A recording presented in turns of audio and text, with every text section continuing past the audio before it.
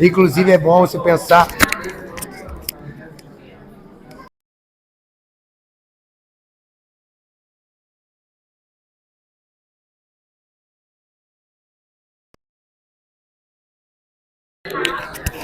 Não falei nada.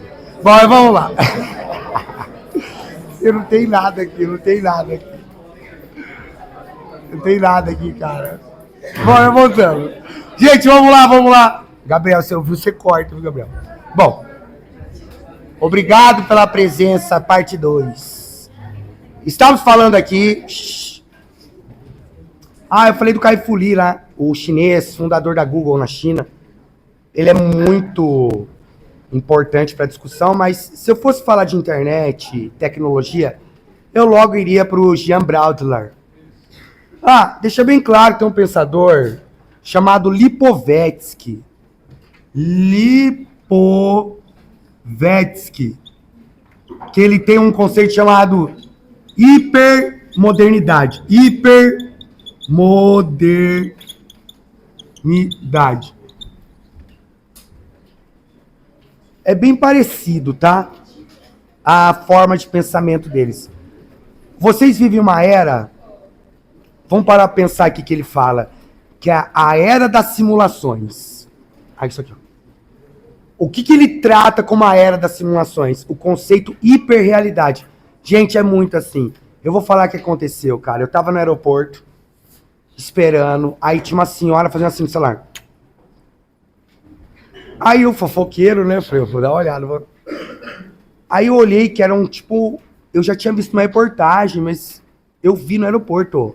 São personagens criados na internet que eles ficam assim, gravando vídeo. Ei, você é minha namorada.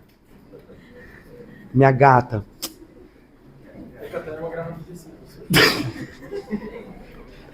Bro, não expõe o menino, cara. Eu sei que é mentira, Pedro. Eu sei. Pode ficar tranquilo. Sou engraçadinho. Carlos Marques, do Pantanal. Bom, eu voltando aqui. Coitado do Pedro. Não fala isso do Pedro.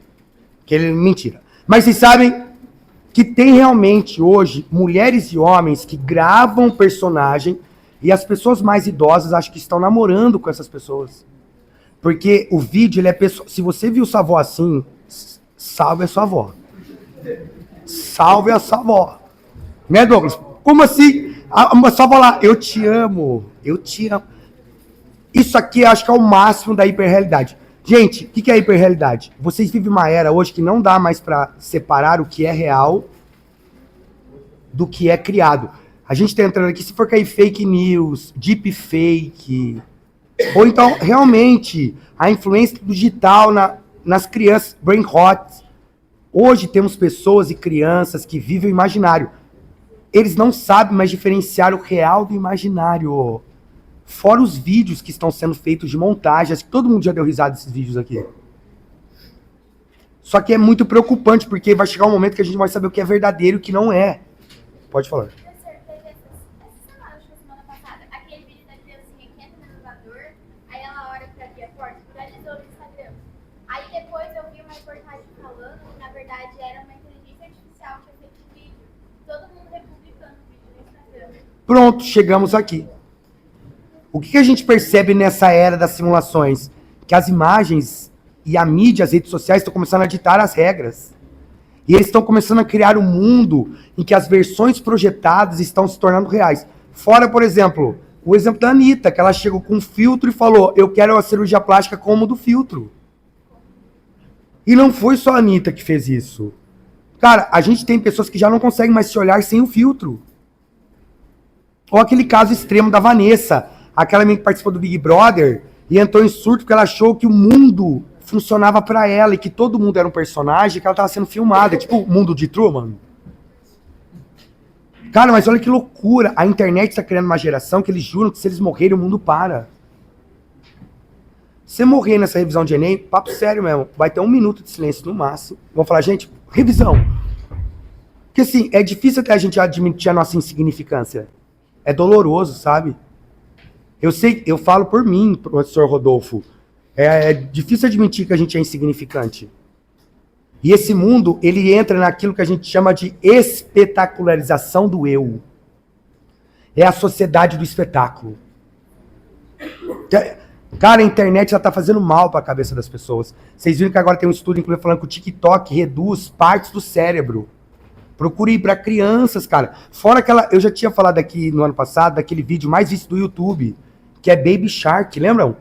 13 bilhões de views. O vídeo é Baby Shark, tchurururu, Baby Shark. A criança fica assim, ó. Ou então aquele Cocomelo.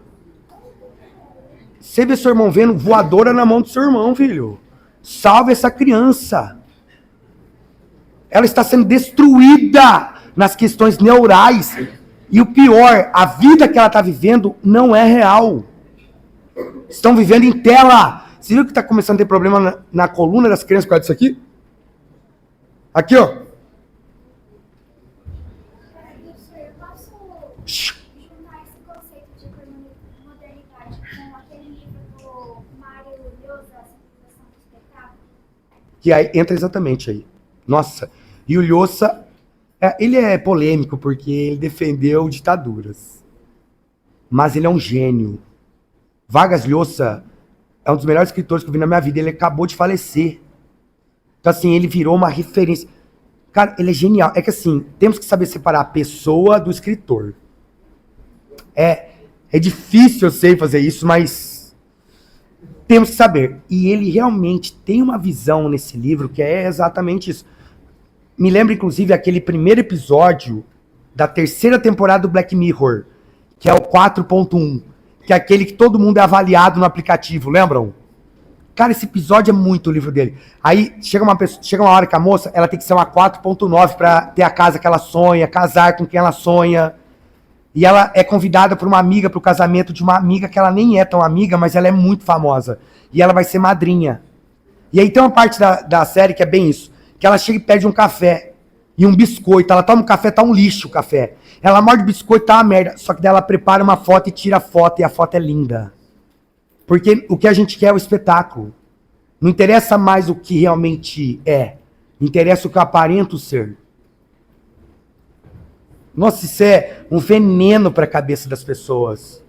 Isso é um veneno. Entenderam? O Jean Braudler. Cara, se cair tecnologia, vai sem medo.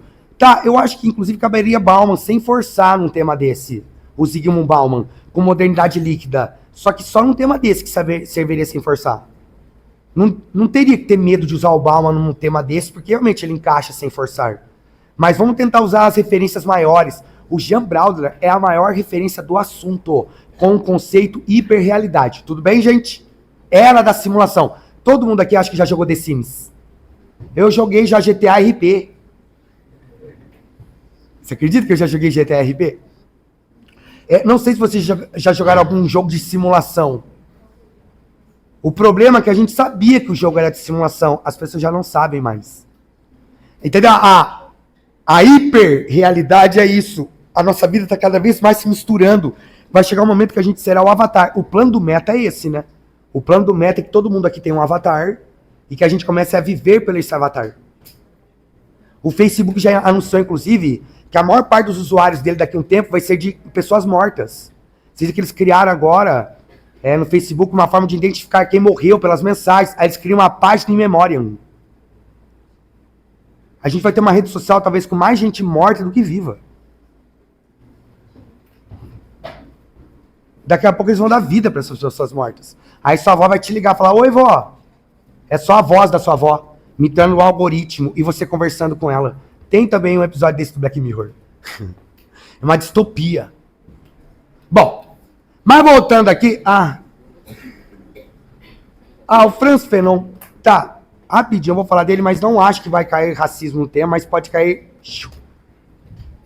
Gente, vocês estudaram Brasil Colônia aqui, né? Vocês viram que cai muito escravidão. Cuidado que toda vez que cai escravidão no Brasil Colônia, tem aquela questão do português, lembram?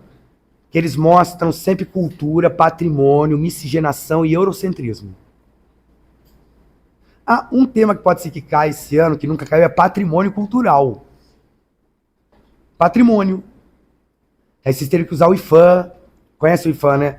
Gente, se cair patrimônio, vocês teriam que citar o IFAM e a Unesco. Unesco. Porque, sabe a diferença primeiro de patrimônio material e imaterial? Lembram? Patrimônio material é o que é tangível e pode ser tombado. Patrimônio material pode ser tangível e tombado. Então, uma arquitetura é um patrimônio material. E se eu tombá-la, eu não posso modificá-la. Só restaurá-la. Quem tomba no Brasil é o IPHAN. IPHAN é Instituto de Patrimônio Histórico Artístico Nacional. O IPHAN, hoje, é o órgão responsável no Brasil por tombar patrimônios. Por exemplo, o Porto de Corumbá foi tombado pelo IPHAN. A 14 foi tombada pelo IPHAN. A Feira foi tombada pelo IPHAN. Ok? Agora, se for importante para o mundo, Ouro Preto foi tombado Aleijadinho pela Unesco. Porque o Aleijadinho é importante só para o Brasil? É para o mundo barroco do Aleijadinho. Aí quem tomba é a Unesco. E a Unesco ela vai pegar patrimônios importantes para o mundo. O Coliseu é tombado pela Unesco. Porque o Coliseu é importante só para Roma. Entendeu? Que são os dois órgãos que tombam. Patrimônios materiais. Imaterial pode ser tombado? Não, por quê? Por que patrimônio imaterial não pode ser tombado? Porque ele é intangível. Vou dar um exemplo. O tereré, o IPHAN agora estabeleceu o tereré como patrimônio imaterial de Mato Grosso do Sul. Legal. O sobá agora é um patrimônio imaterial de Campo Grande. Legal. O baguncinho é um patrimônio imaterial de Cuiabá. Baguncinho é um lanche de Cuiabá. Legal. Agora vou dar um exemplo. Tereré. Se alguém tomar tereré com suco, eu até tenho vontade de prender, mas eu posso prendê-lo? Não, porque é uma receita intangível. O tereré original é água bem gelada. Tem gente que toma com refrigerante. Juro pra vocês. Eu sei que você fica assim. É igual chegar pra alguém do Pará e falar assim, tem gente que come açaí com doce. Esse açaí que vocês comem aqui é um crime pro paraense. Agora você vai ser preso, algemado, porque comeu açaí doce. Não tem como eu controlar isso aí, pô. É igual a feijoada, é um patrimônio material do Brasil. A verdadeira feijoada, na receita dela vai um copo de suco de laranja, cravo e canela. O cravo e canela eles colocam no saquinho aí, vão experimentando quando dá o sabor, tiram. Essa é a verdadeira feijoada, e feita com todas as partes do porco. Se o seu pai faz só de calabresa, eu não vou prendê-lo por causa disso. Dá vontade, mas não vou prendê-lo. Porque assim, o que é intangível é uma dança. Não tem como eu tombar uma dança. Eu posso dançar siriri e cururu diferente. O que é imaterial? É uma comida, é uma forma de falar. Entenderam? A cultura imaterial pode ser tombada? Não. Você sabe que isso cai muito em Brasil Colônia. E último ponto, toda vez que cai racismo no Brasil Colônia, a resposta é eurocentrismo. Etnocentrismo, já perceberam? Porra, mano! Não compreenderam a cultura. Então assim, agora, o maior pensador que tem esse assunto de racismo estrutural, no Brasil nós temos a Djamila Ribeiro, por exemplo. Né? Que acho que é a pensadora mais jovem, Djamila Ribeiro. Ela fala sobre um racismo que chama interseccional. Lembra um pouco a Angela Davis, que o racismo no Brasil tem que levar em conta a questão de classe, raça e gênero. Tá. O Frantz Fanon é o primeiro que fala sobre racismo estrutural. É um pensador norte-americano na época que ele mostra que o que é o racismo estrutural? Ele tá em tudo, cara. Ele tá na lei, ele tá no dia a dia, ele tá no Estado, ele tá na escola, ele tá na polícia, ele tá na fala e ele passa muitas vezes desapercebido. Você pega formas de falar no Brasil mesmo. Valendo a nega. O que você tá postando aí? Tá empatado? Valendo a nega. Talvez o moleque nem pensou que ele tá postando uma preta. Mas o termo é racista. É mentira. Criado mudo é mentira. Não existia um criado mudo na beira de um quarto. Era matar o senhor na paulada. Não tinha um criado mudo. Isso é mentira. Agora, por exemplo, bolo teta de nega. Nega maluca. É real isso aí. E é terrível. Dia de preto, dia de branco, serviço de preto. Não vale o prato que come. Isso está no dia a dia. As falas estão... Ou então a palavra judiar. Sofrer como um judeu. Não tem só também termos que estão ligados só ao racismo de negros. Tanto que a palavra judiar vem de sofrer como um judeu. Você não usa a palavra judiar numa família de judeus, tá? É bom você evitar. Ou o paulista que fala, nossa, que baianagem. Como você tá baiano, Vocês sabem que surgiu na era Vargas. Lembra quando o Vargas colocou um governador em São Paulo que era nordestino? Os paulistas gostaram? Aí eles começaram a falar que tudo que era ruim vinha da Bahia. Tanto que até hoje você vai pra São Paulo, eu sou paulista, pô. Eu nasci em Araras. Lá a galera fala assim, quando você tá com tênis, nossa, que tênis de baiano. Olha que carro de baiano, que baianagem. Terrível! Terrível! É estrutural, entendeu? Ok? Então, a melhor forma que ele fala... Ah, você quer ir cotas? Pode ser que apareça cotas no Brasil. Se aparecer algo ligado a políticas públicas de redução do racismo, que eu acho que não vai aparecer. Mas caso aparecer, França não. Que é o primeiro que defende ações afirmativas. No Enem, acho que não é um bom local para você criticar a cota. Pensa bem, vai te dar muito trabalho argumentativo. Vou bater a real. Você pode até ser contra, não é um bom lugar para você criticar. Então, seria melhor você entender a importância dela e utilizar argumentos sendo a favor da redução do problema. E não usem a palavra igualdade, é equidade. Sabe a diferença, né? Igualdade é todo mundo igual desde o seu início. Não. A discussão aqui é equidade. Todo mundo aqui é diferente, cada um tem uma dificuldade aqui, mas todos vão ter o direito de isonomia. Todos são iguais perante a lei, vocês terão direito de acesso, sendo você cadeirante ou não, sendo você deficiente visual ou não. A questão aqui não é que a gente quer todo mundo igual aqui, não é igualdade a discussão aqui, é equidade. Entenderam, né? A discussão aqui tem que ser equidade, não é igualdade. É dar condições para que todo mundo tenha o direito de acessar. Agora vamos para a história. De questões, tá? Vou resolver um monte de questão agora. É que assim, por que eu fiz essa primeira parte? Pô, porque o Enem é basicamente leitura agora. O Enem não é tão conteudista. Lembrando que isso aqui é o raio-x do Enem. História contemporânea, vocês sabem que ela tá junto com moderna de alguma forma, aparecendo... Eu mandei questões de Segunda Guerra, nazifascismo, só que essas aulas foram as últimas que a gente teve. A memória ainda tá mais fresca, né? O que mais aparece de geral, que a gente viu há algum tempo, é moderna. Então agora eu vou fazer algumas questões de moderna. Eu mandei as listas, vamos abrir as listas aí. E a gente vai discutir questões, tá bom? A primeira lista, então, que a gente vai fazer agora é a lista de Renascimento. Ah, eu pensei em usar a apostila Enem, só que a gente já usou a apostila Enem no ano, né? A gente ficou usando, eu falei, cara, as questões que eu mandei também estão na apostila Enem. Tá todo mundo com o celular aí? Eu mandei a lista. Pega o celular aí. Oi? Pode pegar se quiser. Se alguém quiser pegar o celular, tá autorizado. Porque eu vou ter que abrir a lista agora, tá? Porque o que eu pensei? Já trabalhamos as questões da apostila e ia ficar repetindo com a galera do terceiro. Então, deixa eu abrir a lista rapidinho aqui, só um momento. A primeira que eu vou abrir aí é a que tá escrito Renascimento e Reforma. Ok? Tudo bem? Pera lá. Eu mandei no grupo de vocês aí. Deixa eu ver aqui se eu mandei aqui.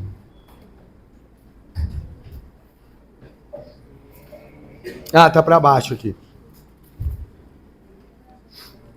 Ok, vamos lá. Deixa eu abrir aqui. Bom, todo mundo lembra de Renascimento aqui, né? Gente, Renascimento é antropocentrismo, humanismo, pelo amor de Deus, né? É básico isso aqui, básico do básico. Individualismo e tal. Mas vamos lá. A primeira questão é que toda vez que cai Enem, cara, o princípio sempre da resposta é antropocentrismo e humanismo. Dá vontade de enforcar o moleque que é isso aqui, velho.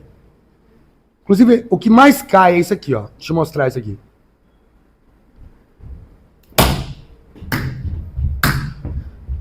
Você é obrigado a lembrar isso aqui. Lembrando que o Renascimento surgiu no século 13, 14 e 15, fala 300, 400, 500. O berço foi a Itália. E eles estão rompendo com o pensamento medieval. Lembra? Geocentrismo, heliocentrismo, que vem como a nova base. Eles negam também o teocentrismo. Aí vem o antropocentrismo. Eu, Rodolfo, jamais começaria lendo pela pergunta. Eu, Rodolfo. Só que se você já acostumou a ler assim pelo Enem, é que vocês vão procurar o comando. Cuidado, você que é ansioso. É que é engraçado, imagina ler Dostoiévski assim, Crime e Castigo. Vou começar lendo do meio, aí vou pro final e depois começo. Quero ver você entender. Quero ver você entender. Eu não consigo entender. Como que você lê primeiro do meio, depois pro final? Explica pra mim.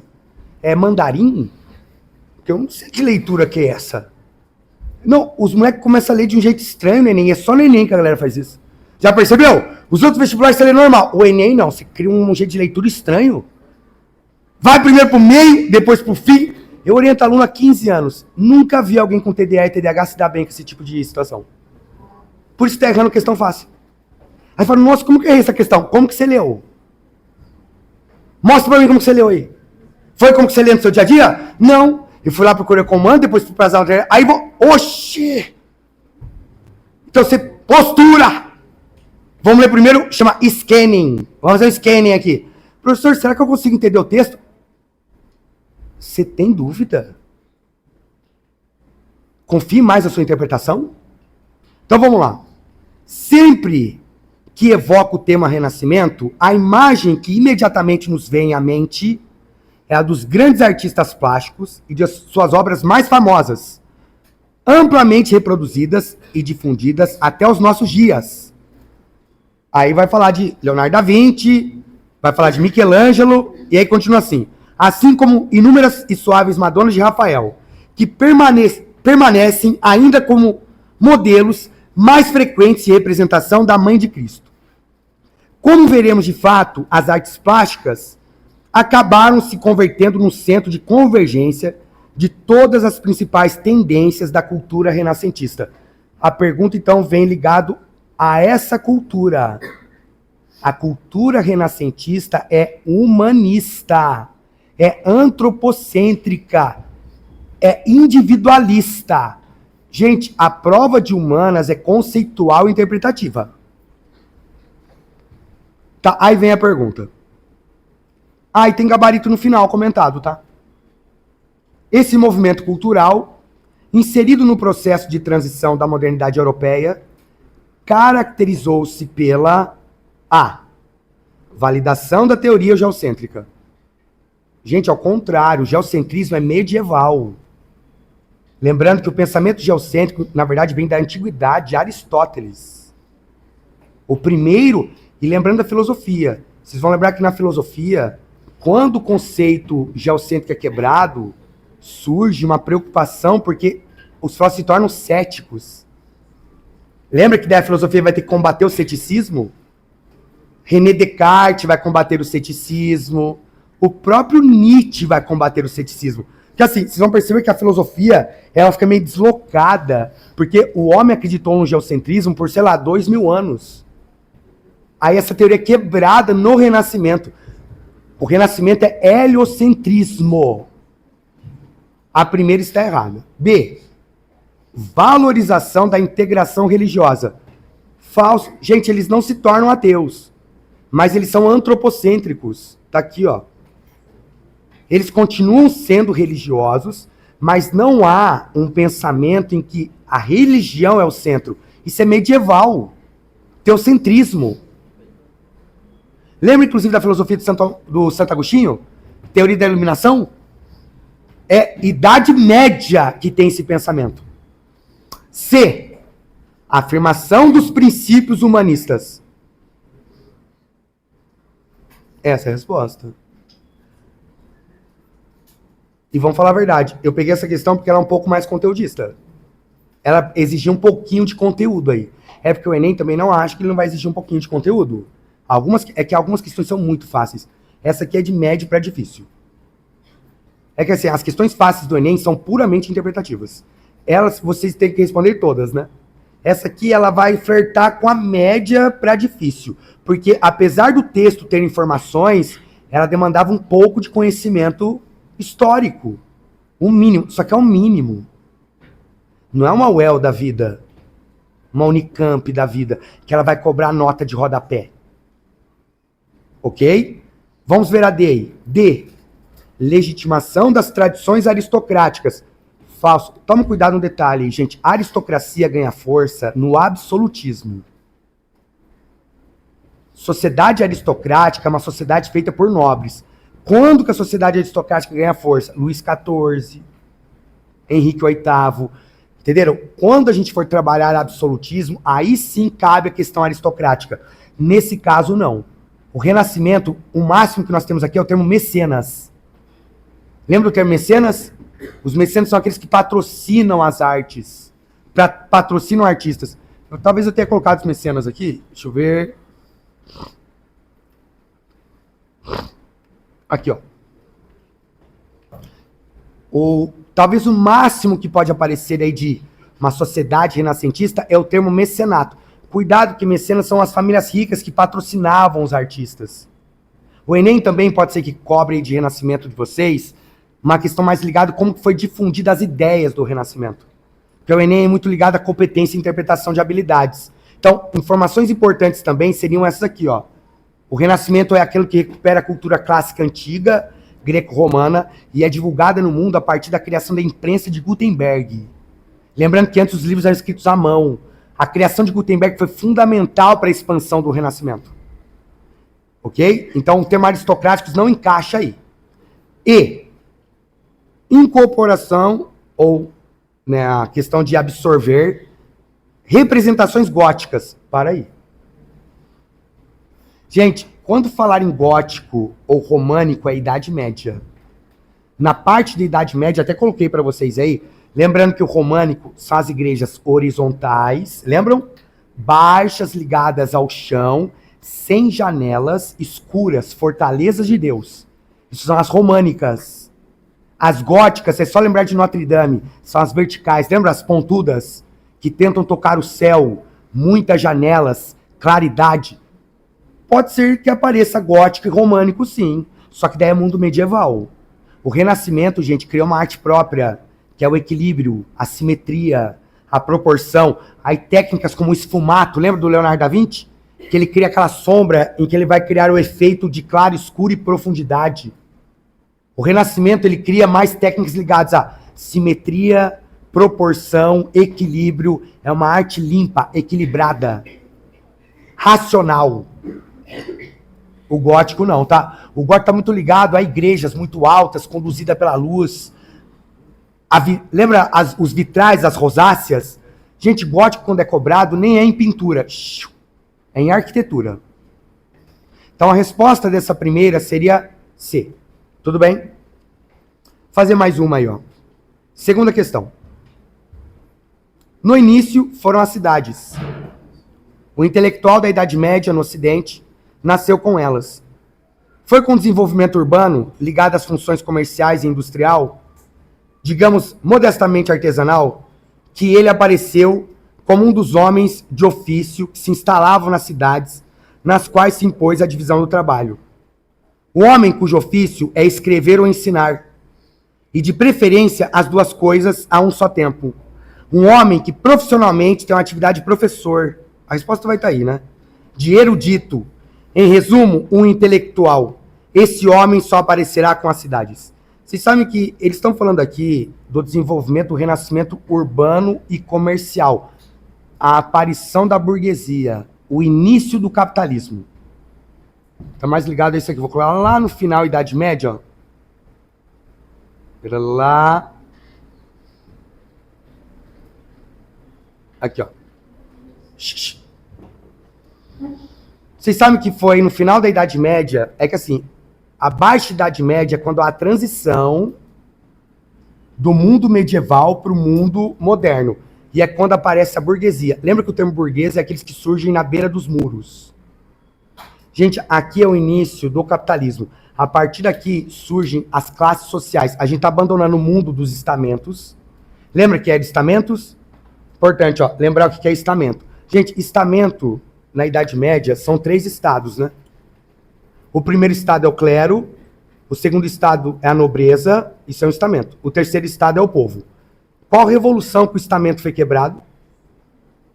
De maneira definitiva. Revolução Francesa. Lembra que teve a reunião dos Estados Gerais, que o rei Luís XVI convocou os estados para ver quem ia pagar imposto. E o terceiro estado não concordou com o primeiro e o segundo, rompeu e fez a revolução. Queda da Bastilha, etc e tal. Mas aonde que ela começa a entrar em crise?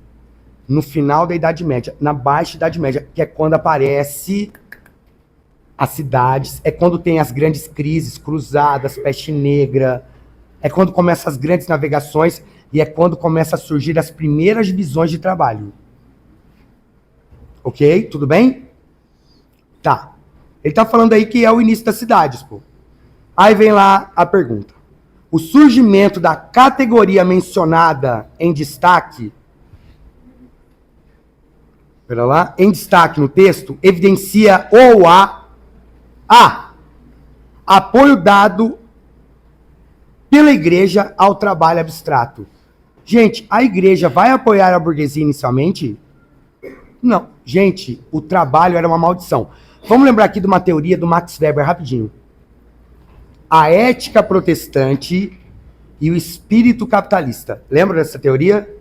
Durante a Idade Média, o trabalho era castigo. O lucro era castigo.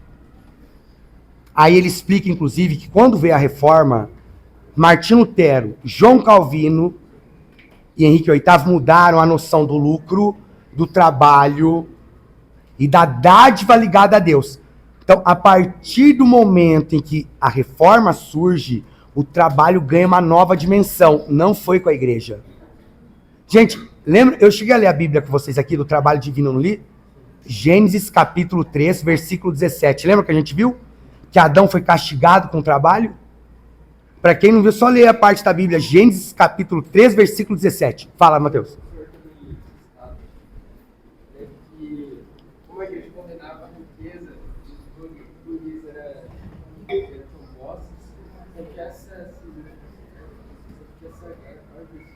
Sim, sim. É um momento de crise. E é um momento de mudanças profundas. Gente, o que eu quero que entendam aqui é que é uma transição para classes, tá? Mas vamos lá, então essa primeira não. B. Relação entre o desenvolvimento urbano e a divisão de trabalho. Essa é a resposta. Só que essa resposta envolve um pouco sociologia. Vocês estudaram divisão de trabalho aqui? Gente, quais são os 3 tipos de trabalho e divisão que existem na história? Casta, estamento e classe. Lembram disso ou não? Chegaram a estudar isso ou não? Gente, ó, tem 3 tipos de estratificação na história. Tem 3 tipos, vocês vão ter que lembrar disso, por favor. Ai, pera lá. Isso aqui é chamado estratificação. O que é estratificação social, gente? É a maneira que a sociedade é dividida, não é? Existem 3 tipos de divisão. A casta tem alguma mobilidade? Não, nenhuma. Nenhuma mobilidade. Isso aqui é um inferno. Aonde ainda existe castas? Na Índia. Lembra que a Índia acredita que está proibido castas na Índia desde 50. Só que uma lei muda uma tradição milenar. A Índia, eles acreditam que eles vieram do corpo do deus Brahma. Cada parte deu início a uma casta. Da boca vieram a elite, os Brahmanes. E o pior é a poeira, né? A poeira do pé do deus Brahma deu início aos Dalits, chamados de impuros ou intocáveis. É muito triste essa história. Eles fazem os piores trabalhos, trabalham com cadáver, tirando lixo, fezes. E eles, mesmo se eles ganharem dinheiro, eles não deixam de ser Dalits. Eles são intocáveis que se tocar em você, você tem que tacar fogo nessa roupa. É terrível. A casta não tem mobilidade alguma. A Idade Média, como que chamava? Estamento. Estamento tem pouca mobilidade. Pouca mobilidade. Tá? E hoje vocês vivem em qual situação? Classe, tem muita mobilidade. E tudo isso aqui junto é chamado de divisão social do trabalho. O que vocês estão vendo nessa questão é que, com o final da Idade Média e início do Renascimento, a gente está vendo essa transição aqui. A gente está saindo do estamento e entrando nas classes. Acabou a tinta aqui. Mas entenderam isso, né? O Renascimento é o início da classe social. Hoje você pode nascer e morrer pobre. Mas você pode nascer pobre e morrer rico. A movimentação pode definir que a classe social ela tem uma alta mobilidade. Alta mobilidade. Vocês sabem que essa é a transição que eles estão cobrando aí no texto. Vamos ver as outras alternativas. Então, é a B a resposta, tá, gente? B de bola. C, importância organizacional das corporações de ofício. Gente, dica, corporação de ofício é só a Idade Média. Para quem não lembra o que é corporação de ofício, é quando a gente se unia no mesmo grupo de trabalho para se proteger. É um pseudo-sindicato. A corporação de ofício está perdendo força no Renascimento. Dica, tá? Falou em corporação de ofício só se for Idade Média. Renascimento, elas já estão perdendo força. O sindicato, ele surge a partir do momento que nós temos que pagar um valor e uma representação pública política. As corporações não tinham representação política. Era só formar aprendizes. O sindicato surge em 1830 na Inglaterra, chamada Trade Union. Lembrar que o sindicato surge naquele momento que tem os ludistas que quebram máquinas, lembram? Os cartistas que escrevem cartas e os sindicalistas que lutam por direitos de classe. Isso surge no século XIX. Ok? Tá aqui? Bom, D. Progressiva expansão da educação escolar. O erro tá aí. Gente, até durante o Renascimento, uma coisa importante a ser entendida. A educação é algo exclusivo. Quando no mundo da história a educação se torna universal? Tem a ver com a teoria do Thomas Marshall. Século XX. Sabe quando que a escola no Brasil tornou-se um direito? Getúlio Vargas, em 1934. Existiam escolas públicas no mundo antes do século XX? Esquece. Isso é uma conquista de direito social. Dica, tá? Qualquer expansão de escola que for ser citada no Enem, ela tem que obrigatoriamente vir a partir do século XX. Não existe escola antes do século XX que for pública. A educação era altamente restrita. Vocês querem outro exemplo? Durante o primeiro e segundo reinado, só votava quem tinha renda. Lembra? Eleições censitárias. Já quer isso no Enem? Eleições censitárias. Obrigado. Vocês sabem que quando a gente fala em eleições censitárias, é aquelas que você tem que ter renda. Depois no Brasil, lembra no início da República que não podia votar quem era analfabeto? Então assim, a questão do direito político de educação é muito recente. Na história mundial é século XX. Então também está fora. Última, E. Acúmulo de trabalho dos professores e eruditos. Gente, uma coisa importante. Durante o Renascimento, a gente fica focando em professores? Durante o Renascimento, a gente vai focar em artistas, em mecenas e burgueses. Isso é importante, tá? Não há uma referência ainda a professores na história. Artistas, intelectuais e burgueses. Tudo bem? Tranquilo? Então essa segunda aí foi B de bola. Terceira. Vou fazer mais uma de Renascimento, tá? Aí a gente pode ir para a Reforma. Tudo bem, gente? Ó, então voltando para o Renascimento aqui, o que é mais preciso entender é essa questão ligada aos conceitos modernos, tá? Deixa eu voltar aqui. Aqui. Últimos valores que podem aparecer. Além de antropocentrismo, humanismo, tem também o termo hedonismo. Hedonismo é sentir prazer da carne. Cuidado com esse termo aqui, porque assim, o hedonismo do Renascimento é buscar a dor. Não, é eu evitar a dor e buscar o prazer da carne, o prazer do corpo. O corpo deixa de ser pecado. Por isso que toda arte renascentista, o corpo está nu. Está pelado. Porque o corpo deixa de ser um problema, o corpo deixa de ser um pecado. Ele passa a ser uma forma de prazer, de criação. O individualismo é essa ideia do indivíduo como algo que é livre. Inclusive as pinturas de retrato representam a autonomia desse ser. Está ligado diretamente a eu ter uma responsabilidade social. O Kant, inclusive, fala, quando ele vai explicar lá imperativo categórico, que ele aprendeu com os renascentistas essa questão da ética. Porque desde o Renascimento fala, todo mundo aqui é responsável pelo o que faz. Existe uma responsabilidade individual. O individualismo extremo surge no Renascimento. E por último, o naturalismo. Gente, o naturalismo é encarar a natureza e o homem como uma criação divina. Entender a natureza, inclusive, como algo que pode explicar o mundo. As leis naturais vão explicar o mundo. O Leonardo da Vinci era naturalista. Aí vem lá a terceira assim, ó. Acompanhando a intenção da burguesia renascentista de ampliar seu domínio sobre a natureza, naturalismo. E sobre o espaço geográfico, através da pesquisa científica e da invenção tecnológica, Os cientistas também iriam se atirar nessa aventura, tentando conquistar a forma, o movimento, o espaço, a luz, a cor e ao mesmo a expressão e o sentimento. O que eles estão tentando envolver aqui? Arte com o quê? Ciência. Vocês já viram os desenhos do Da Vinci, que ele desenhou o corpo humano? Ah, eu falei disso não. Lembra que ele dissecava cadáveres? Ele desenhou uma mulher grávida, lembra? Que daí ele abriu a barriga e tinha um feto. Ele desenhou um feto. O cara faz um estudo profundo de anatomia. Porque assim, o envolvimento aqui, gente, está ligado diretamente à ciência. O artista também é um cientista. É o que o texto está falando aí. O artista também é um cientista. Aí vem lá, né? O texto apresenta um espírito da época que afetou também a produção, marcada pela constante relação entre a fé e misticismo. O Renascimento é místico? Gente, eles estão evitando o misticismo, tá? Eles são racionalistas. Essa primeira está errada. B, ciência e arte. Essa é a resposta. Lembra que eles começam a retomar o padrão do corpo das 7 cabeças e meia? Que o coração é o tamanho da mão esquerda fechada, o seu pé é o tamanho do teu antebraço, o espaço entre teus olhos é exatamente o tamanho do olho.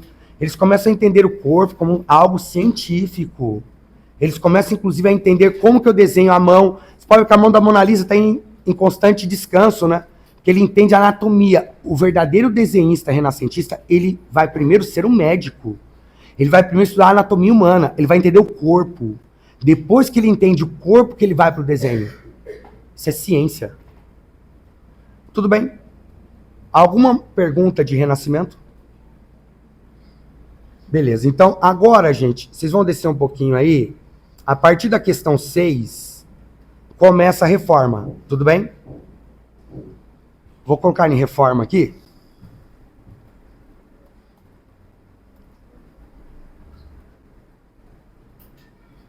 Aí. Todo mundo lembra aqui do Lutero? Ah, vamos lembrar, né? O Lutero, ele era católico, monge agostiniano. O Lutero, ele não queria inicialmente deixar de ser católico. Por isso que chama Reforma Protestante, ele queria protestar. E ele, então, em 1517, ele pregou na porta da igreja de Wittenberg, na Alemanha, 95 teses. Vocês sabem que as principais críticas que Lutero desenvolveu foi contra a simonia. A simonia era vender relíquias religiosas. Foi contra o nicolaísmo, que era a relação de padres com relações amorosas, que era muito antiético à época. E a questão da venda do perdão. Lembram? As cartas de indulgências. Porque assim, o que ele criou aqui está ligado diretamente a esse protesto aqui, ó. Aqui, ó. Pra lá, aqui. Gente, porque assim, o que favoreceu a reforma? Por que a reforma aconteceu? Primeiro, esses escândalos que eu falei para vocês. A igreja, ela tem vários problemas. Você pode colocar, inclusive, que a igreja, além de ter simonia é vender relíquias sagradas. Além de ter nicolaísmo, que é padre tendo relação fora da questão do celibato. Havia também a venda de perdão e a crítica à usura. Que assim, o que é a usura? É o lucro. Sabe que era errado ter lucro. Por isso que boa parte dos evangélicos serão burgueses. Aonde tinha burguês, eles vão se converter ao mundo evangélico. Por quê? Porque eles vão entender que Martim Lutero está defendendo a riqueza. E depois João Calvino. E os calvinistas. Junto com esses ideais, vem a exploração dos camponeses, a miséria em que eles viviam com a época feudal. Inclusive vai ter um movimento que vai ser evangélico e o Lutero não vai apoiar. Os anabatistas, que é o movimento de evangélicos pobres que pregavam a reforma agrária. E o Lutero não apoiou esse movimento. Por quê? Porque era contra os príncipes que defendiam Lutero. Mas os camponeses também vão se tornar evangélicos, porque estão cansados da exploração da igreja. O Lutero também era contra o conceito de purgatório?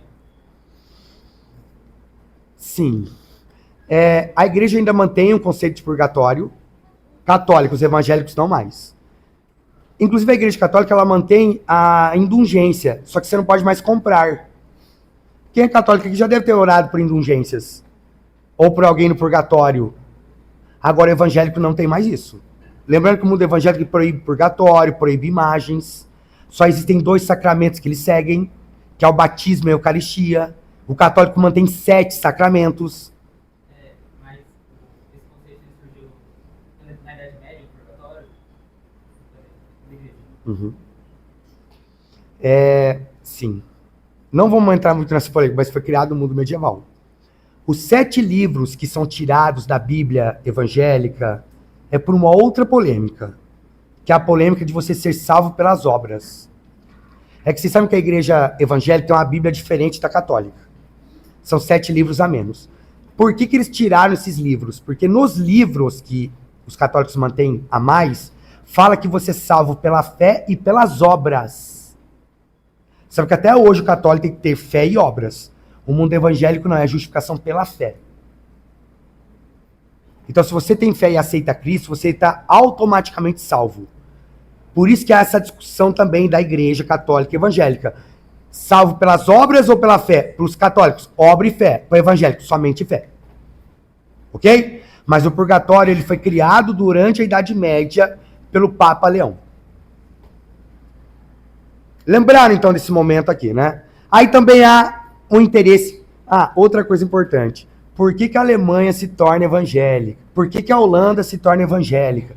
Sabe que a Holanda, vocês estudaram aqui invasão holandesa? Lembra que a Holanda ajudou o Brasil com açúcar inicialmente? Isso cai, né? A Holanda foi fundamental para a capitania de Pernambuco, refinou açúcar, emprestou. O açúcar foi o auge. Por que a Holanda se tornou invasora no Brasil? Devido à união o quê? União Ibérica.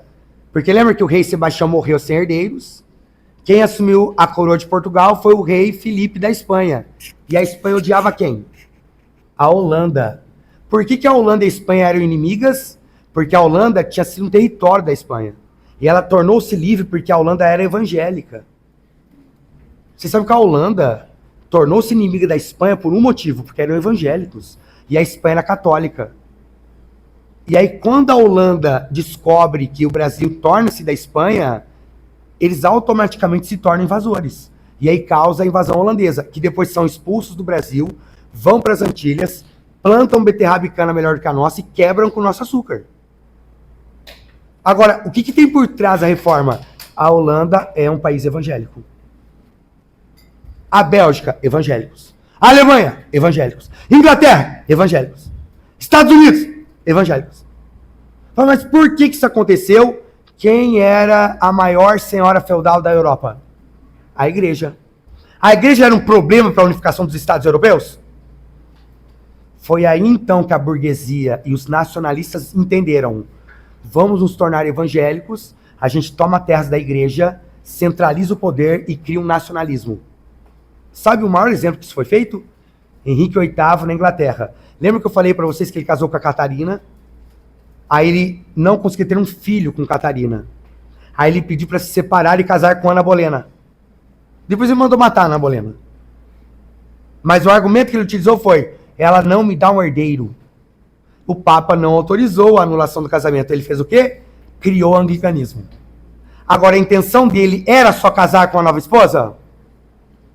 Era tomar terras da igreja, tomar o poder e centralizar a Inglaterra. Fez isso.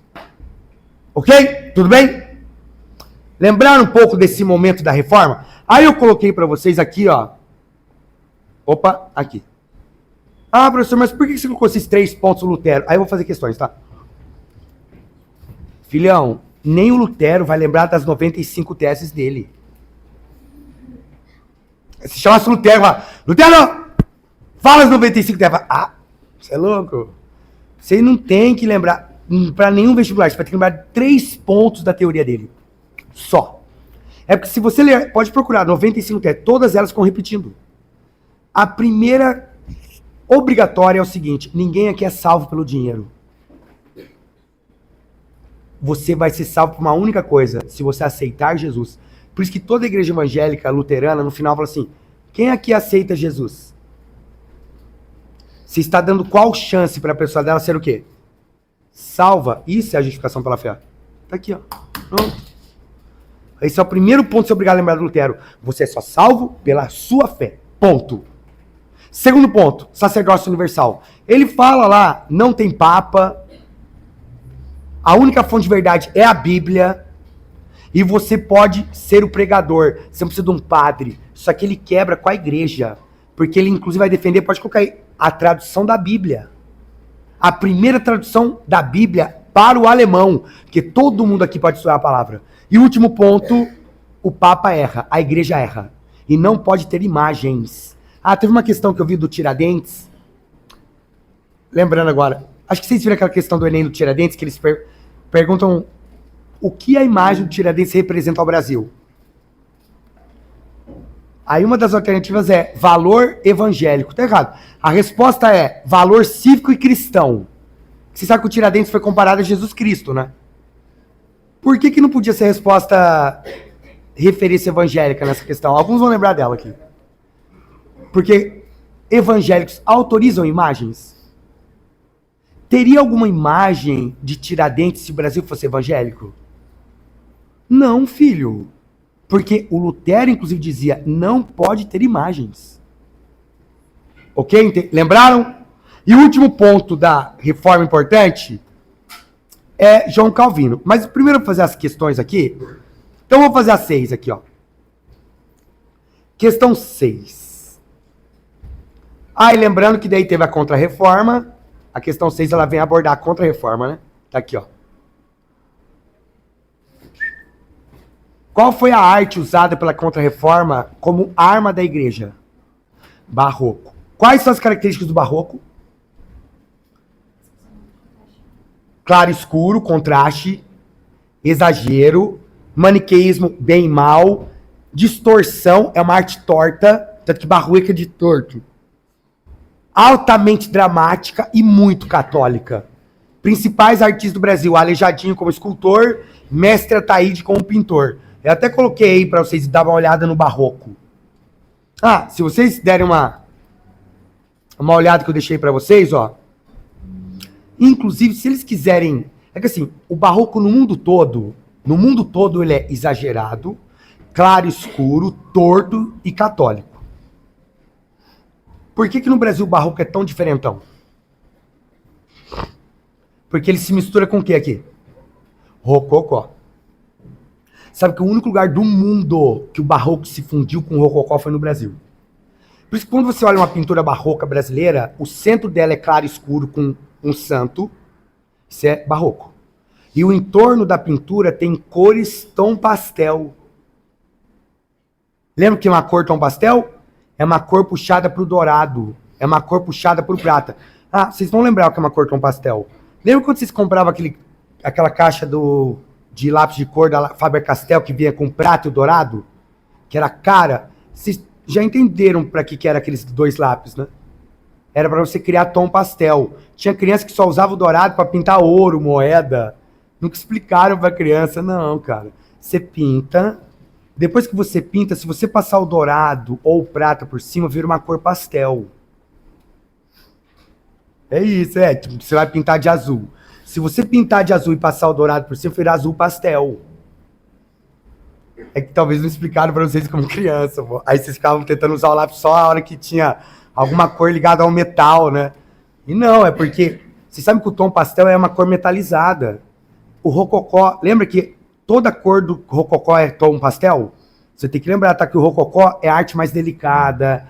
É uma arte que é mais rebuscada, com movimentos, que lembram conchas, flores e folhas. Eu até coloquei uma imagem de rococó brasileira aqui, ó. Cara, o que eu tô falando é isso aqui, mano. Já volto, mas olha isso aqui, ó. Vocês podem ver que o centro é barroco. O centro é barroco? Como que eu sei que o centro é barroco?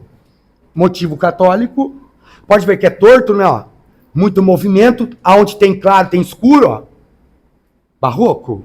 Legal. O rosto dela é de uma santa preta, tá? Isso aqui é muito foda. Ele fez uma Nossa Senhora com traços pretos. Esse aqui é o Mestre Ataíde. Esse teto é o teto mais importante da nossa história. Fica na igreja de São Francisco em Ouro Preto. É a nossa Capela Sistina. Porque a igreja foi feita pelo Aleijadinho e a pintura foi feita pelo mestre Ataíde. Só. É a igreja mais importante do Brasil de barroco, rococó. Mas eles falam aqui, barroco. Onde tá o rococó? Filho, olha a cor desse azul aqui que a gente chama de azul calcinha. Ou azul bebê. Não sei se você entendeu que ele passou azul e passou prata por cima, ó.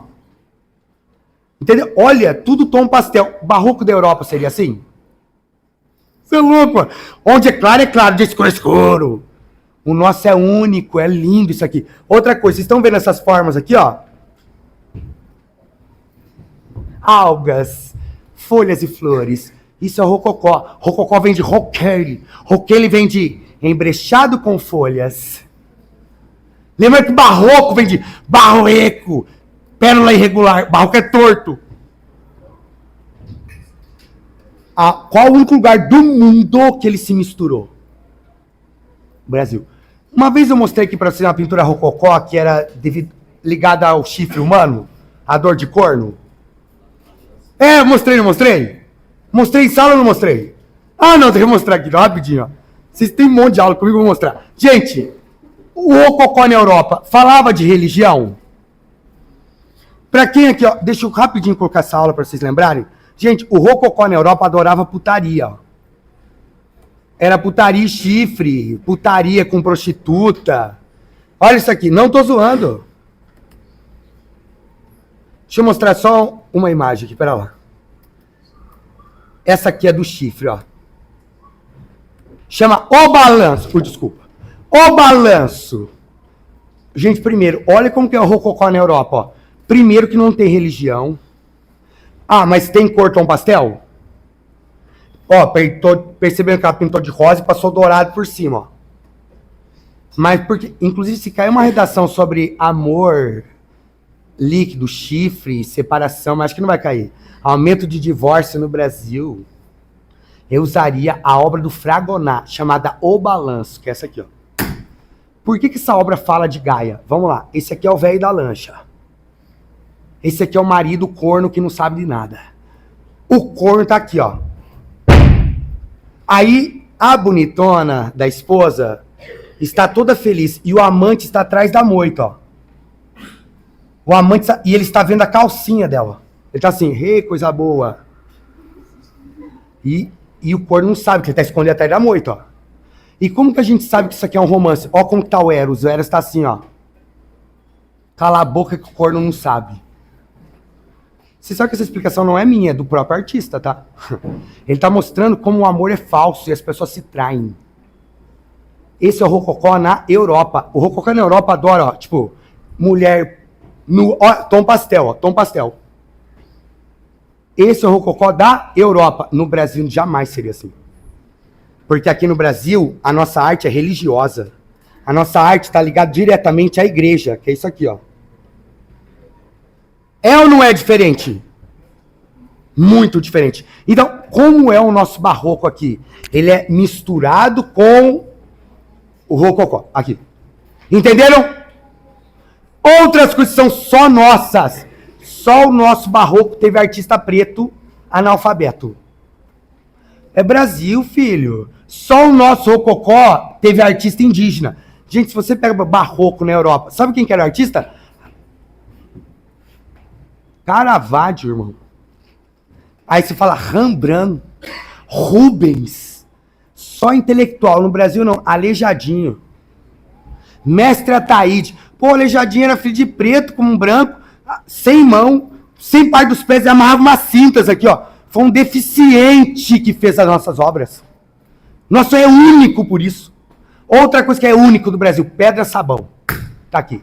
Só o Brasil usou, porque aqui não tinha mármore, filho. Mármore é muito caro para trazer. Aí eles pegaram uma pedra porosa de Minas e fizeram as nossas obras. Esse é o barroco brasileiro. É único. Agora vamos para a questão de barroco. E pode colocar que o barroco foi a arma utilizada pela contra-reforma. Até hoje, quando você vai numa igreja barroca, sabe qual que é a ideia deles? O catolicismo venceu. Por isso que tem tanto ouro dentro. Quando você entra numa igreja barroca, eles estão mostrando o seguinte: o evangélico é fraco. O islâmico não serve. O Brasil venceu. Tanto que quando você entra, a ideia é que tipo, a igreja católica vai te engolir de tão poderosa que ela é. Bom, 6. Então vamos lá. O barroco foi o estilo das formas dramáticas, grandiosas e opulentas, voltado ao intenso decorativismo e caracterizado pela exuberância dos dourados nas volutas. O que ele está falando do barroco? É isso aqui, é o básico, né? É o básico, filho. Isso aqui é o barroco no mundo todo, ó. Isso aqui, em qualquer lugar do mundo, o barroco vai ser assim. Vai ter dourado, vai ter drama, vai ser torto, vai ser claro escuro. Em qualquer lugar do mundo. Isso não é o que faz o barroco não ser único, tá, gente? Isso aqui em qualquer lugar do mundo é barroco. Lembra que o barroco se opôs ao Renascimento, tá? O Renascimento é equilíbrio, o barroco é exagero. O Renascimento é razão, o barroco é emoção. Né? O Renascimento é reto, o barroco é torto. Aí vem lá. Foi largamente utilizado pela Igreja da Contra-Reforma como elemento de propaganda destinado a atrair as criaturas pela pompa e magnificência, que é essa ideia de ser grandioso. Através do barroco, a Igreja compeliu Deus a vestir as mais suntuosas roupagens humanas, reproduzindo o céu em toda a sua magnificência, grandeza e esplendor, extasiando e arrebatando os fiéis que frequentavam os templos. Inclusive, gente, vocês sabem que o barroco, ele tem essa ideia do chiaroscuro, porque ele aumenta muito a emoção, né? Onde é claro, onde é escuro, e você é tocado pela emoção, o teto se mexe. Tá, aí vem lá. Vocês sabem, inclusive, que o barroco, ele se torna a referência mundial da Igreja. Pergunta. O movimento estético-cultural no texto constitui historicamente em uma resposta... O barroco é uma resposta a quem, gente? Aos evangélicos que estão tentando destruir com a Igreja Católica. Entendeu? O barroco é uma resposta aos evangélicos. No entanto, a Igreja Barroca, ela foi feita para combater o protestantismo. O Papa usou como arma. É uma arte proselitista. Sabe o que é proselitismo, gente? O que é proselitismo? É uma arte que é usada a favor de uma religião. Ok? Então vamos lá. A. Contestações aos domínios espiritual e terreno exercidos pelo papado. Essa é a resposta. A reforma não está contestando o Papa? Não está contestando a igreja? A primeira. Vamos ver as outras, né? Mas a resposta é A. A. Entendeu? Quem está contestando aqui? Os evangélicos. Poder de quem? Do Papa. Então a resposta é A. B. Oposições ao absolutismo monárquico. Para aí. Gente, o barroco surgiu devido a contestações ao absolutismo? Toda vez que falar de contestação a rei, a resposta é ou Revolução Inglesa ou Francesa. Lembra? As revoluções burguesas. Cuidado com isso, tá? Toda vez que pregarem morte ao rei ou contestação ao absolutismo, a resposta é revoluções burguesas. Ou será a inglesa ou a francesa. Ambas mataram o rei, lembram? Não é o caso aí. C. Divisões da nobreza fortalecida pelas expansões marítimas. Para aí. Pensa comigo. As grandes navegações fortaleceram ou enfraqueceram a Idade Média? Enfraqueceram. E fortaleceram a figura do rei. Vocês podem estar errados. Porque assim, cuidado, tá? Porque aqui não há um fortalecimento, há um enfraquecimento da nobreza. Lembrem que a nobreza dominou durante a Idade Média. D. Críticas ao heliocentrismo. Gente, o barroco foi criado para responder críticas ligadas ao heliocentrismo. Ele nem entra nessa discussão. Isso aí teria que ser Nicolau Copérnico. Absurdo. E. Revoltas do campesinato oprimido pela multiplicidade de seitas. Gente, ó, dica. A única revolta de camponeses desse período chama-se anabatistas, que é isso aqui, ó.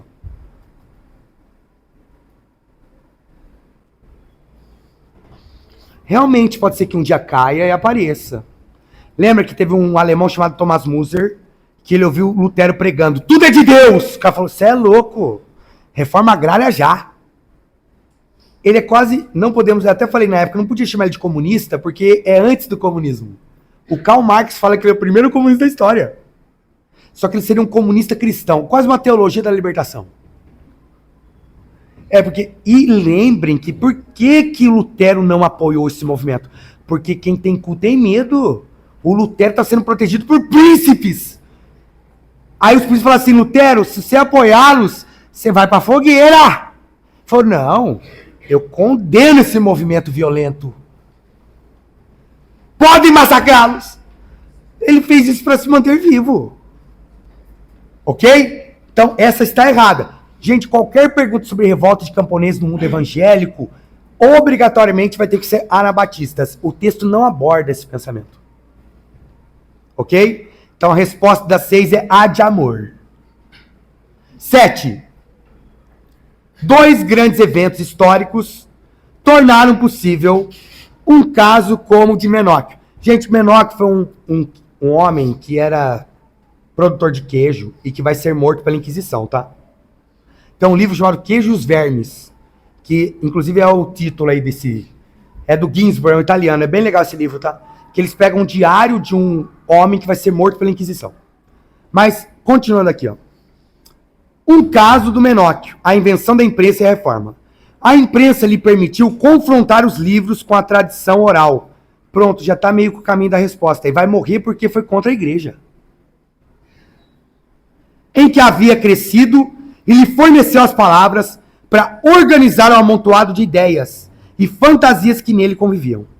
A reforma lhe deu audácia para comunicar o que pensava ao padre do vilarejo, mesmo não tendo conseguido dizer tudo diante do Papa, dos cardeais e dos príncipes, como queria. Tá, aí vem lá a pergunta assim. Percebam, gente, que o que eles vão tentar discutir aqui é principalmente essa ideia. Eu posso ou não livre interpretar o pensamento? Eu posso ter críticas, só que daí você vai ter que lembrar desse seguinte ponto aqui, ó. A Inquisição... Eita, nós! Sabe que tudo isso aqui foi criado, legal. Lembra que a Contra-Reforma que o Concílio de Trento criou a catequese, o index, que era a lista de livros proibidos, criou a Companhia de Jesus, que é bastante Brasil Colônia. Lembra das missões, as reduções, a catequese, o papel da educação. Legal, isso aqui bacana. Decidiu que a igreja mantém os 7 sacramentos, que legal. Só que também eles criaram qual tribunal aqui? Na verdade, fortaleceram qual tribunal? A Inquisição, o alto da fé. E era para queimar quem? Hereges. Hereges. Que é isso aqui, ó. Eu até expliquei, né? Vocês lembram? Entrava o padre, fazia um sermão, aí entrava o acusado, e o povo... Aí você podia falar do acusado, tipo propaganda da Oprah. Aí sentava e começava o julgamento. Podia demorar dias. O final, que era o mais esperado, fogueira. E geralmente será queimado por aquilo que você pensava. Então, percebam que até hoje, vocês sabem que na Bíblia não tem... Há uma discussão que algumas palavras foram colocadas na Bíblia, tipo demônio. Não tem uma descrição do demônio na Bíblia. Inclusive, a palavra demônio seria daquele que contesta. Aquele, se é um incômodo, quando você entra numa igreja e você começa a contestar, você é o demônio. Só que essa é a ideia. Você não é bem-vindo. No tanto que a ideia vem daquele que contesta. No tanto que a explicação da origem da palavra é essa. É aquele que discorda, aquele que contesta. Filhão, se você contestasse esse período, você ia pra fogueira. Bom, mas daí vem lá. Vamos ver aqui. Os acontecimentos históricos citados ajudaram esse indivíduo, no século XVI, a repensar a visão católica do mundo, ao possibilitar a consulta pública das bibliotecas reais. Gente, as pessoas tinham autorização de consultar as bibliotecas. Isso é um absurdo. B. Sofisticação barroca do ritual litúrgico. Vamos lá. Apesar do barroco ser um ponto, o livre pensamento está ligado diretamente ao barroco? Gente, aqui o livre pensamento está ligado ou à Bíblia, ou à doutrina que eu sigo. Por isso que eles não queriam que traduzisse a Bíblia. Porque eles não queriam que lessem a Bíblia. Esse é o maior problema. A livre interpretação do livro histórico. O texto está falando disso, né? Que ele leu e interpretou a Bíblia. Vai morrer. Aí vem lá. C. Aceitação popular da educação secular. Havia época educação secular? Educação laica? Não. Também não. D. Interpretação autônoma dos textos bíblicos. É essa a resposta. Gente, importante vocês entenderem aqui que boa parte das pessoas que foram queimadas foi por um motivo que foi interpretar livremente a Bíblia. Traduzir a Bíblia. Não podia. Você seria morto, perseguido, queimado. A resposta então da 7 é D de Deus. Querem que eu faça mais uma ou passo para o próximo tema? O que vocês preferem? Próximo tema? Ok com reforma? Então vamos fechar essa listinha. Fecha essa listinha aí. Podemos abrir agora. Escolham. Vocês preferem o quê? Antigo regime? Quer que eu escolha ou vocês escolhem? Tem Idade Média. Todas caem que eu mandei. Iluminismo. Grécia, Roma. Antigo regime. Pode ser antigo regime? Então abram agora a listinha de antigo regime. Ok? Está escrito aí antigo regime, mercantilismo. Abram ela. Então agora, bora para o antigo regime aqui. Pode falar, filho. Tem uma questão aqui, a 9, que é o sepultamento. A da lista anterior? Vamos fazer ela então? Pode ser? Então, desculpa, gente. Antes de ir para a lista nova, vamos colocar na 9 de reforma. Deixa eu ver aqui. 9. Hoje em dia, essa é legal. Hoje em dia, nas grandes cidades, enterrar os mortos é uma prática quase íntima que diz respeito apenas à família. A menos, é claro, que se trate de uma personalidade conhecida, tipo Vargas, Senna, né? O enterro dos caras foi em caminhão de bombeiro. Ok. Aí continua assim. Entretanto, isso nem sempre foi assim. Para um historiador, os sepultamentos são uma fonte de informações importantes para que se compreenda, por exemplo, a vida política da sociedade. Uma coisa importante aqui. Isso tem a ver com história do Brasil. Luiz Fernando chegou a falar para vocês de como as pessoas eram enterradas no barroco? Foi até bom você fazer essa pergunta. Legal. Alguém aqui já foi para uma igreja? Por que nas igrejas, quando você vai na barroca, tem um buraquinho no chão assim, ó? Alguém foi pra viagem de Minas comigo aqui? Não foi, né? Na época você tava lá, mas você não foi, né? Você sabe que quando eu entro com os alunos, sempre tem uns buraquinhos no chão assim, ó. Sabe por quê? Porque os corpos eram enterrados e aí tem metano. Se é muita igreja, pegou fogo assim. E o metano vaza. Você sabe que foi daí que surgiu o tal do bitatá?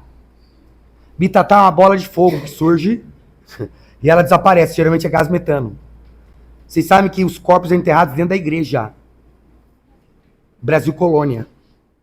Inclusive, quanto mais rico você era, mais perto do altar você era enterrado. Temos uma história que é a Chica da Silva. Eu sei que isso é irônico até, né? Chica da Silva é a única mulher preta enterrada dentro de uma igreja em Ouro Preto. Lembra da história da Chica da Silva? Ela foi casada com a mais rica de Minas, ela era ex-escrava, ela era tão rica que quando ela morreu, o corpo dela está do lado do altar. É a única. O que é interessante perceber, que é até triste, havia uma diferença, ainda hoje há uma diferenciação entre pobres e ricos até na hora de morrer. Existe realmente... Você já viu o tamanho do túmulo do Matarazzo? Você tá com a internet aí? Quem aqui conheceu o túmulo do Matarazzo em São Paulo, no Cemitério do Paraíso? Eu fui, eu tenho até o vídeo no Instagram gravado lá. Você vai colocar assim, túmulo Matarazzo, São Paulo. Cara, ele mandou fazer de mármore. Você chega lá, tem uma igreja, uma capela pro cara. É o túmulo mais chique de São Paulo, o cara mais rico. Vocês sabem que tem um túmulo maior e melhor que o dele. Vocês querem ver um túmulo mais top ainda? Coloca assim, túmulo Médici, Itália. Quem fez foi o Michelangelo, velho. Mano, no entanto que o túmulo do cara hoje é um ponto turístico em Florença. Você vai lá, não tô zoando, você vai lá, você chega assim, onde que nós vamos? Cemitério. Fala, hã? Aí você vai no cemitério, o cara mandou fazer o túmulo do cemitério em mármore, quem fez foi o Michelangelo.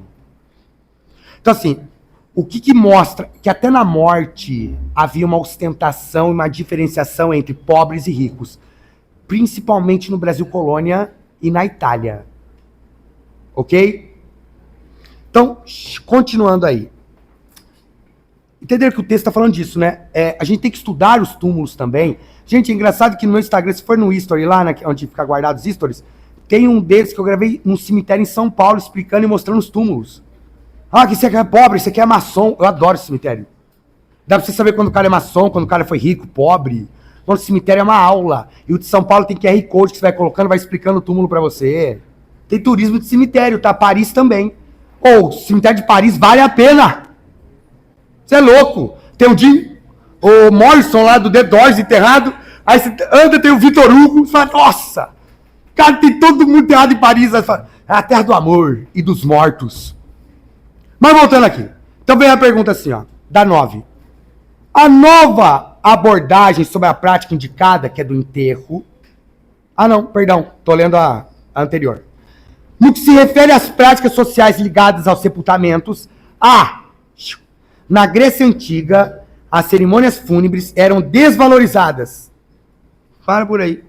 Não, já está errado, mas continua assim. Porque o mais importante era a democracia experimentada pelos vivos. Gente, ok, da democracia, só que tem uma coisa importante. Desde a Grécia e Roma já tinham túmulos, tá?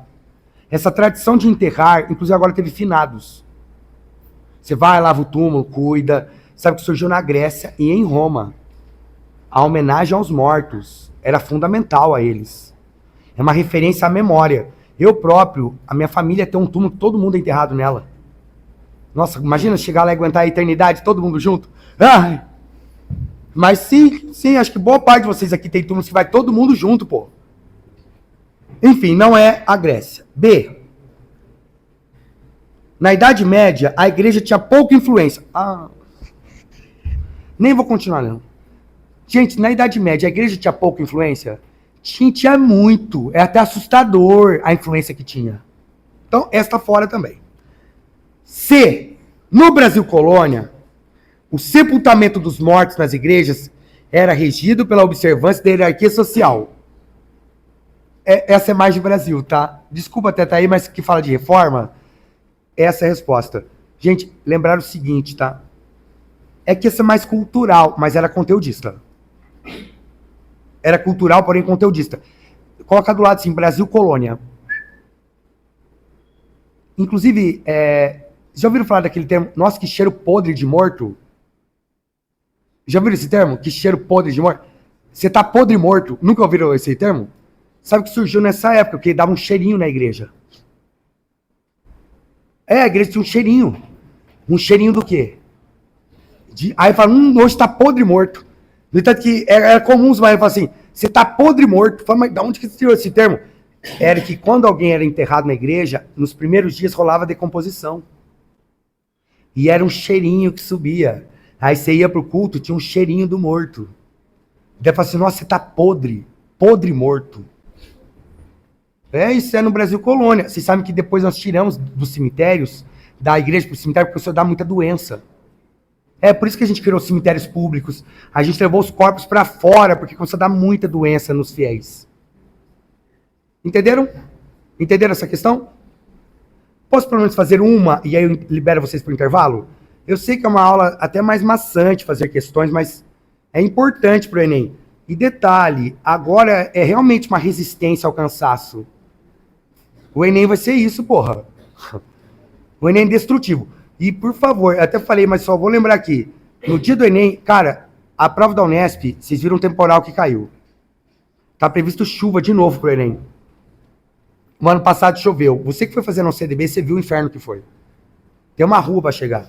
Então, primeiro, se organiza. Segundo, cara, no dia da prova da Unesp, eu vi uns moleques levando caixa de bombom, barra de chocolate. Tá certo? Você vai ter que levar proteína, irmão. Você vai comer proteína, vai te dar sono. Já falei isso aqui, é igual tomar caldo de cana. Pô, você leva um monte de chocolate, caralho, e o ciclo da glicose, desgraçado. E energético, Quem estava no CDB ano passado que o delegado entrou e fez jogar energético fora? Alguém estava na sala aqui da UCDB que o delegado entrou e carteirou a galera? Você estava nessa sala? Vocês sabem que o energético tem um porém. Pela lei, menor de idade não pode levar para a prova. Só que tem um porém. A fiscalização vai pegar em cima? Mas já teve sala que o delegado entrou e falou, todo mundo joga fora. Igual o copo da Stanley. A UFGD deixou o copo da Stanley? O Enem vai deixar.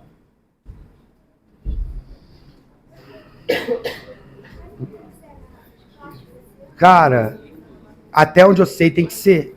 Só que ano passado levaram, eles deixaram, eles ficaram na frente, tomar e voltar a sentar. Mano, isso é ridículo. Na minha opinião, tem que ser proibido e acabou, brother. Proibido e acabou. Não, mas daí eles falam, não, acho que pode. É absurdo. Certo a GD. Porque eu não sei se na garrafinha tem alguma coisa que pode ser gerada, inclusive trapaça. Bom, vamos sair dessa lista agora, vamos para antigo regime. Só uma, rapidão. A primeira aí do Enem Digital, presta atenção. Turma, vamos lá. Ó. Antigo regime.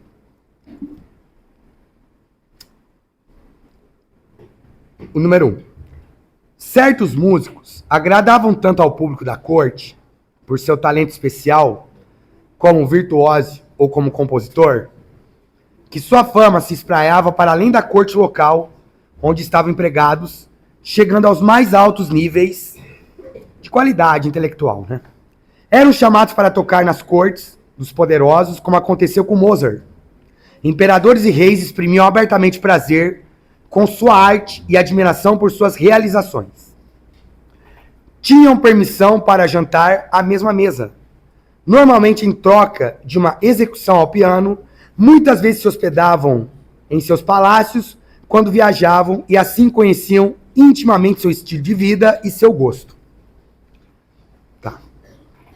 Gente, uma coisa importante, você deve lembrar aqui, dentro desse processo, é que no antigo regime, a sociedade ainda era o quê? Estamental. Ó, dica sobre o antigo regime que você é obrigado a lembrar. Quando fala em antigo regime, quem que destruiu o antigo regime mesmo? Revolução Francesa. Então, o que vai compor o antigo regime? Absolutismo, que é isso aqui, legal. Mercantilismo, legal. Clero, bacana. E último ponto chamado sociedade estamental. Então, a resposta vai ter que estar obrigatoriamente aqui. Pelo texto, já observo que ele quer dar a entender a gente que quando você era muito bom na música, você podia quebrar com esse detalhe aqui, ó. Lembrando que sociedade estamental é clero, nobre e povo. Por exemplo, se você fosse um artista muito bom do povo, pelo que o texto deu a entender ali, você ia ser chamado para sentar com o rei. Você ia ser chamado para dormir no palácio. Só que chique, tinha que ser um Mozart. O que ele está tentando mostrar é porque, assim, toda vez que falar em antigo regime, a resposta estará ou em clero, ou no absolutismo, ou na sociedade estamental. É isso que eu quero que entendam. Falando de antigo regime, você vai ter que procurar a resposta ali, filho. Ali. Aí vem lá. Com base no caso descrito, qual o elemento histórico do antigo regime contrasta com o trânsito de intelectuais pelas cortes? Você acabou de entender que ele tá... Isso aqui, ó. Eu vou liberar pro intervalo, tá? Mas rapidinho, ó. Isso aqui, ó. Não era normal você ser do povo e ir pra almoçar com o rei, caso você fosse um gênio da arte. Aí vem lá a alternativa. Vamos ver alternativas. O que está relatando aí? A. Rigidez das estruturas sociais. Essa é a resposta. Cara, o texto, entenderam que ele está mostrando exatamente isso. Não era normal você transitar livremente por grupos. Agora, se você fosse um gênio, você até poderia. O texto, essa resposta estava no texto. Não era conteúdo. Ok? Intervalo, daqui a pouco eu volto, tá? para a parte 3, final. Ok, gente? Qualquer dúvida que tiverem aí, pode mandar para mim, questão. Façam questões aí, o que tiver de respostas que não conseguiram chegar, estou à disposição, tá? Essa 9 meses foi bem legal. Beleza? Já volto, gente.